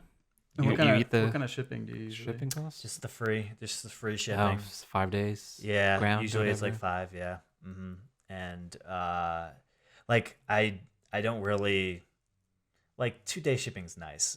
Like, and I had like the Prime trial. Like every Yeah. 6 months, you're able to re-dip back into your trial for a month, and it's nice. Like I do like getting my shit in 2 days. Like, or in some cases, I got it in 1 day. Like the next day, it was on my doorstep. Yeah. I'm like, oh, that's kind of nice. But like, I don't need shit that fast. And I've lived up to this point and had those, those Yeah. short 30 Good for days. you. Yeah. Yeah. Well, when you have tasted it for too long, it's a lot harder Yeah, to for get sure. rid of it. For sure. It's like, well, fuck. I guess if I gotta wait 5 days, I just go to the store. Exactly. No, because then it's gonna cost They you. should be paying me. more. I'm a frugal motherfucker, so paying $140 a year to get two-day shipping when I can just wait 3 more days Yeah. Doesn't seem worth it to me. If you, I mean, you can use some of the other services too. Like if you do like Prime, I use the Amazon Photo thing. Yeah. And then they also have Amazon Music, which you get as well. So. Fuck that. I mean, you get Fuck some other things as well. What am I gonna start using Tidal now too? Like, Look, when you don't want to pay for streaming services, it's good. It's so funny, like the whole Spotify thing, where like Neil Young and a couple other people were like, "I'm moving," and then nobody else did. They were like pressuring Taylor Swift to do it, and a couple other people, and they were like, It's so weird because like I don't understand why more people don't. Because if you look up how much money they get per stream, it's like 1,000%. Per stream. But the thing is, you're trying to get artists in a radically reformed dying industry to try to jump ship from one of the biggest revenue streams for them. Oh, sure. Besides touring. Fucking forget about it, dude. Well, they don't make that much money from these streamers. Like like you said, they make all their money from touring. Some artists make quite a bit of money from Spotify. Well, it's also like a lot of people don't listen to the radio anymore, and so if your songs or your artist or your band isn't on Spotify or it's not on whatever streaming service, where are people hearing it? Yeah, by word of mouth. It's like, hey, did you hear that song? No, where do I hear it? Where do I listen to it? Yeah, where do I download it? And then you don't have people buying ticket sales because they don't know your music because they can't get to it. Like you have to understand, like Spotify has a large market share in music streaming. So if you cut your music streaming, I think it's close to 50% of music streamed is from Spotify. I actually looked that up. I don't know if that's true. I can totally believe that. So if you drop your music from 50% of the world's viewing, like that should hurt your other revenue streams, right? Because that is valid. But you have people like Neil Young who are like fucking retired now, who already made millions of dollars in the dynasty, the ancient age of the business, which is album sales, which is gone now. So he doesn't give a fuck if people listen to him on Spotify or not. 31%. Yeah. So that's a third of your business, basically. That's massive. Or your audience, basically. So, like, nobody's going to fucking stand up and go, yeah, I'm willing to just hack 30% of my audience just like that. Like, fuck off. No. I mean, it was Taylor Swift who at first didn't even want to sign up for Spotify. Yeah, right? That and the Beatles were another one. There are quite a few of them. And then at some point, something made them do it, right? I wonder. It was because they were losing the top money. Person on Spotify makes from the streaming. How much do they make? Yeah. Or how much an artist make? Yeah. What's the top earning artist on? Yeah, Spotify? I wonder. I don't know if they disclose that. They have like stream counts. Joe Rogan. 200 mil, probably. Yeah, I gotta think it's like The Weeknd. I think he was like for the longest time the number one most streamed artist. So I'm sure he's made quite a fucking ton of money. Because they get 100 million streams, but then how much are they actually making from that? Yeah, it's hundreds of thousands of dollars. One stream earns them 0.0049. All right, so let's do a quick calculation. Okay, dollars. Do you have Spotify? 100 mil. Do you have Spotify on your laptop? I can just pull it up. Or actually, I don't know if I can pull it up on my phone.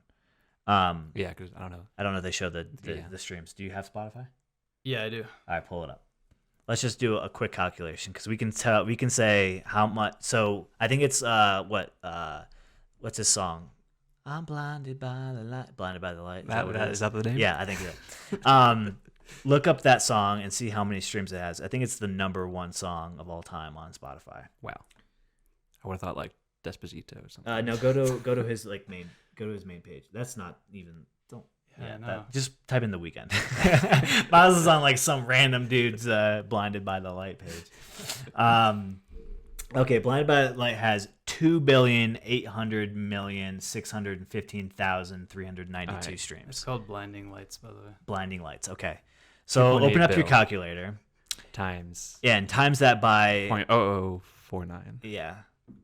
and we'll see what it So gets. I'm just gonna do 2.8. And that's just his one song. He's got an entire catalog of music. He's like counting the zeros. That's a large number. What was it? 0.0049.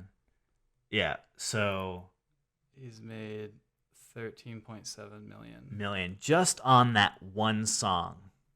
Yeah. That's a lot of money. That is a good amount of money, more than I thought.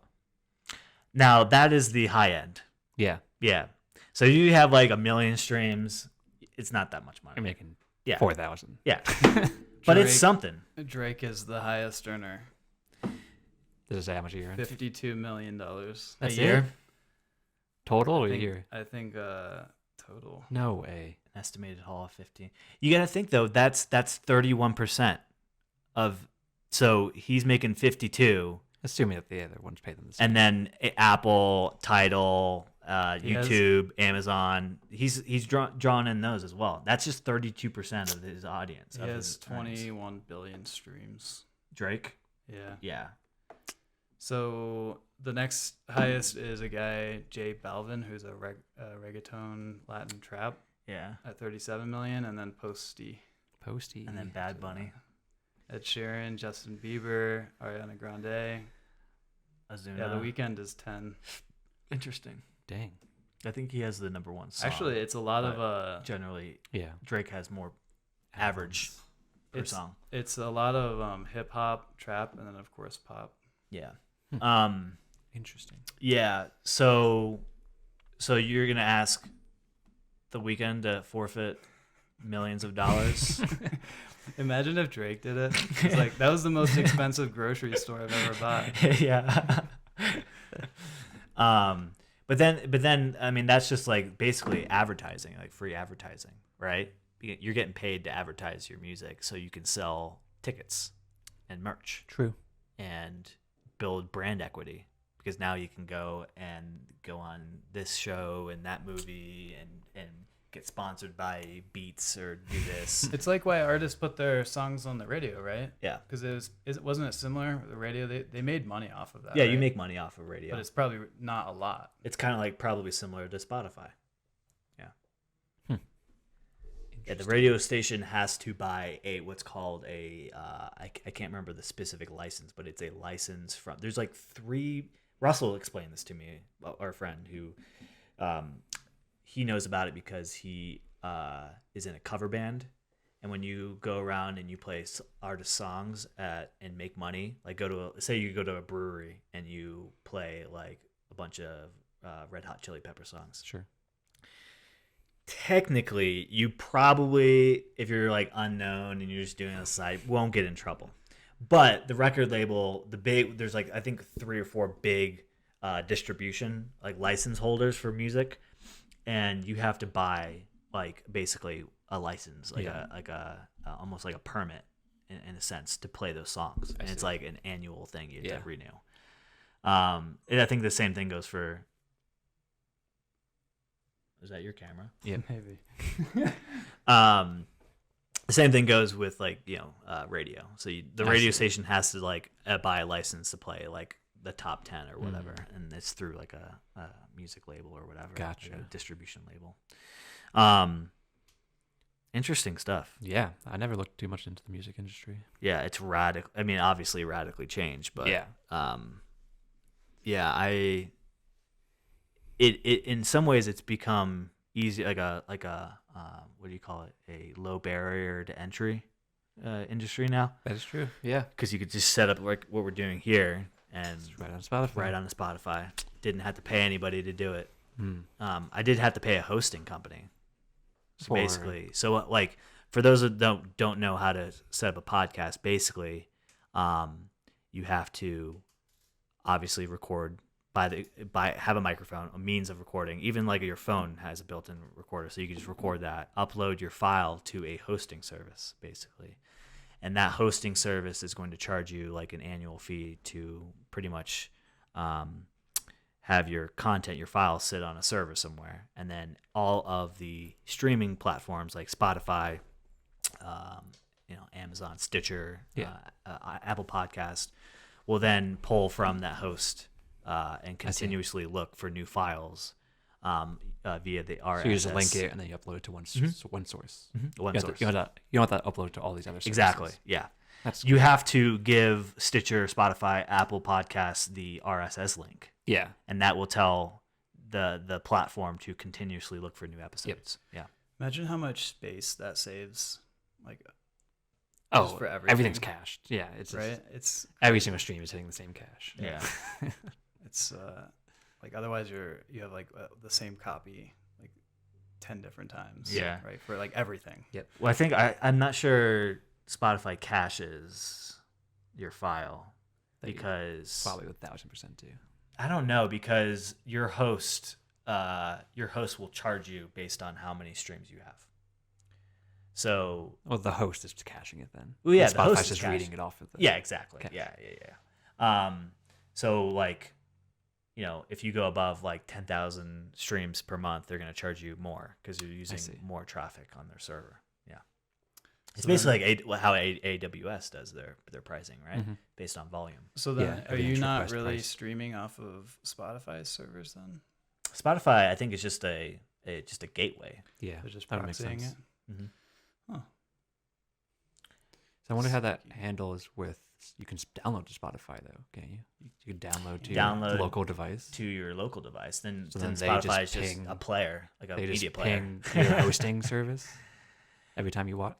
Every time you listen to Spotify, they say, "Hey, this person listened to it once," and then Yeah, basically. Yeah, it's gonna gonna have like a feedback loop. interesting. Wow. Yeah. So the hosting service would charge you even though it's locally saved on your phone.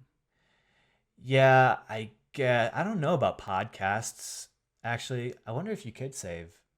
Go to our page on. Please help at the us Lucky save Duck. in hosting costs by downloading yo, our podcast. We poor as fuck. So like, download our 2-hour audio file onto your device. You will do it. It's like 700. No, you can megs. on I'm just kidding. the podcast app. Yeah. on, Oh yeah, you can. on Yeah, you can. iPhone. Yeah. Oh, so I guess you could. Yeah. There's a little more add. Maybe I don't know. Interesting. It may be because I don't have premium. Oh, that's I'm why. just thinking. Yeah. Yeah. Interesting. Are you looking to do your own podcast? No. If Just you technology standpoint. if you started a podcast, what would you talk about? You ever thought about that? Never crossed my mind. Interesting. Let's see. Wouldn't have anything to do with like deep throating objects, would it? Yeah. I That was don't- the Because we thing. know a guy. I know a who guy. might Slut wanna- shame you, okay? We know a guy. Let's just say that. Speaking of, this episode is brought to you by OnlyFans.com.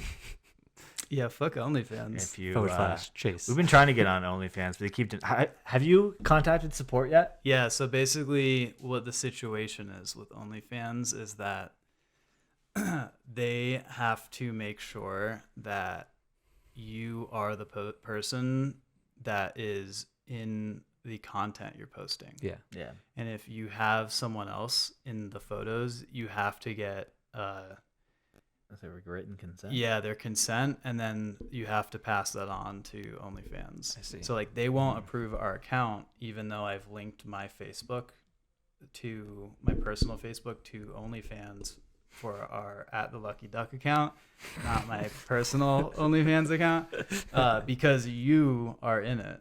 Like you're one of the hosts of the thing. Oh, gotcha. And then would be able to link like. Yeah, you just need to multiple- share it OnlyFans.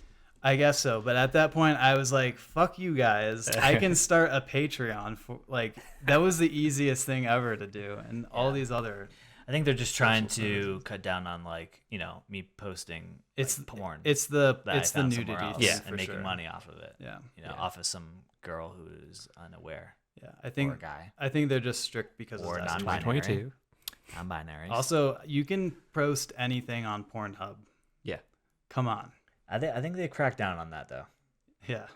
So I've heard. So yeah, I Not that think I I've- also heard that not they that I've gotten removed a letter. like 60% of the content. Kinda on the website. yeah, not that I've gotten a letter saying that they removed most of my content. I'm not saying my definitely didn't bookmark happen. folder is mostly blank now, but Just gets 404s all over them. Yeah, You remember when Pornhub was like not giving away, but like selling lifetime like Pornhub Plus during the pandemic, or right at the beginning of the pandemic? No, I didn't see Really? that. Yeah, I think so. I think they did Oh, something you like think that. so? Yeah. Pornhub Plus. I mean, I heard that they did that. I didn't buy one. Yeah. I mean, Yeah. I just got it in my newsfeed. Yeah. Heard from Twitter. I don't know. Twitter's. That's was that really a thing? I think so. Yeah. I heard it on another podcast. Covering his bases now. Yeah. Let me circle back on that one. Yeah. Basically, I think they were just trying to like help people out. You know, you lonely, you isolating. It's tough times. People have to get through it somehow. Yeah. Yeah, if you're lonely, especially. I'm sore. Do you? You're not Ukrainian, are you? No, Are you Russian? no. Are you? Do you come from any of the former Soviet Union countries? I believe I have a little Czech in me. That's about it. So Oh, I'm gonna God, bring up a super KGB. sensitive subject. Oh, So what do you think of that Ukraine-Russia conflict? yeah. Careful. Yeah. Are you like Putin's this is listening. it's stupid? It's being overblown. No, I've familiarized myself enough with it, just understand basically, like on a very simple level, like why the two sides have opposing views. And I mean, if like your leaders did come from Ukraine and then you split up and then now they're two different countries, so like the leader of Russia's parent, or I think the video I watched said that the person's mother was Ukrainian, so like the roots are Putin's Ukrainian. mother? No, the previous Oh, okay. Russian prime minister or whatever. So like the history, the roots are very tied in these two countries.